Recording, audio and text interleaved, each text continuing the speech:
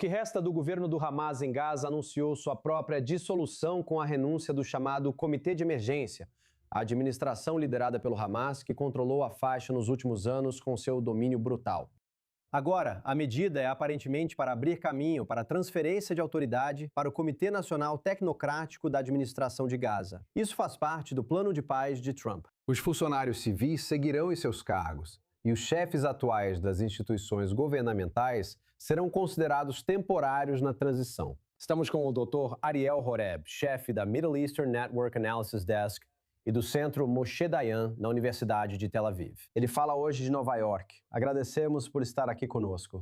Dê-nos sua opinião sobre essa medida. Parece que a intenção é demonstrar que o grupo terrorista está disposto a entregar a administração da faixa de Gaza para o Comitê Nacional que poderá assumir. O Hamas diz ter finalizado as etapas administrativas para transferir a autoridade. Eles realmente fizeram isso? E o que acontece agora? O que deve acontecer agora? É só uma forma de transferir a responsabilidade para nós, para Israel. Não é nada significativo, essencialmente, porque o que eles basicamente estão dizendo é: ok, nós vamos sair, vamos dar autoridade, como já concordamos muitas vezes, ao Comitê de Paz e ao Comitê de Tecnocratas, que deve administrar a faixa de Gaza. Mas, essencialmente, nós mantemos nossos rifles, mantemos toda a nossa força militar, nosso controle sobre o... A violência significa, como dizemos, e, portanto, no final das contas, nós detemos o poder. Mas o que eles querem apresentar, Davi, é basicamente que estão cooperando com o Comitê de Paz, quando, na verdade, não estão. E o presidente do comitê, Nikolai Meldanov, já os ameaçou algumas vezes nos últimos meses, dizendo que eles não estão cumprindo o acordo.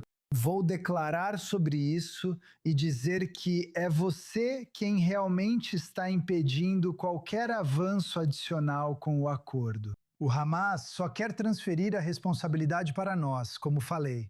Bem, será que eles podem ter sucesso?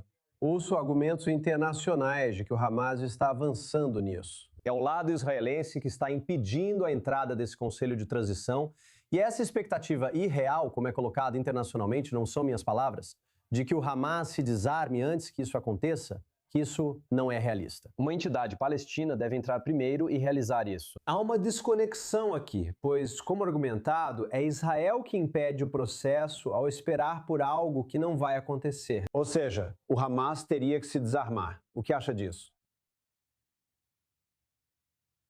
Bem, é exatamente isso que eles e seus mediadores estavam contando. Eles sabiam que iam gastar, desperdiçar tempo, fazer todo mundo pensar, ok, coitados dos civis, e por isso deveríamos desistir do desarmamento do Hamas. Mas Israel está dizendo, ouçam, este é o segundo capítulo do acordo.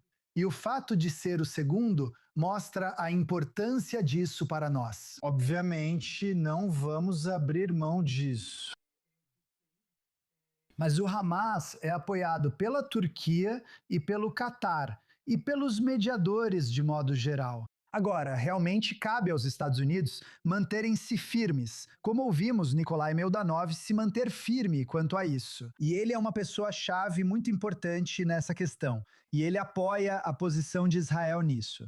E no final das contas, Israel deve dizer, escutem, não vamos deixar ninguém continuar com qualquer coisa nesse sentido sem o mais importante, que é desarmar o Hamas. Isso lembra a todos que é uma organização terrorista sem nenhum crédito de confiança. Você está certo, não deve haver risco para o lado israelense. Mas o que você acha das conexões com outras frentes ou lições? Digamos que o Hamas talvez já tenha aprendido com nossa luta contra o Hezbollah e o Irã. Eles têm observado de fora, de forma silenciosa. Essa tem sido a frente mais calma para Israel no último ano, pelo menos, desde setembro passado, após o acordo dos reféns. Existem lições que eles estão aprendendo? Lições que talvez a gente não queira que eles aprendam dessas frentes? Bem, você sabe, no fim das contas, mesmo entre os chamados moderados do Hamas e os jihadistas mais radicais, o objetivo final é o mesmo, que é a destruição de Israel. Então, a questão não é que eu diria que o debate entre eles seja sobre se devemos continuar buscando esse objetivo, mas sim sobre como devemos buscar esse objetivo e em qual prazo. Essa sempre é a questão dentro do Hamas. Então, não devemos esperar que eles, mudem de forma significativa e fundamental nesse aspecto. Eles ainda vão buscar a nossa destruição. E a única questão é que tipo de concessão eles vão fazer ao longo do caminho para sobreviver. Então, eles veem tudo isso. Mas, Davi, mesmo para o Hamas, não é a primeira vez que sobrevivem. Já passaram pela segunda intifada em 2004, quando Israel os atingiu forte. E em 2 anos e meio, eles tomaram a faixa de Gaza. Eles estavam poderosos o suficiente para fazer isso. Então, é assim que o Hamas pensa em relação a qualquer tipo de desafio como esse, inclusive os mais difíceis. Então, muitas vezes eu aprecio a clareza que eles proporcionam. Se você lê e ouve o que dizem, eles não fingem ser outra coisa, assim como Hezbollah e Irã. Ao menos são claros sobre o que querem. Todos deveríamos ouvi-los. Dr. Harel Rahel, obrigado por estar conosco.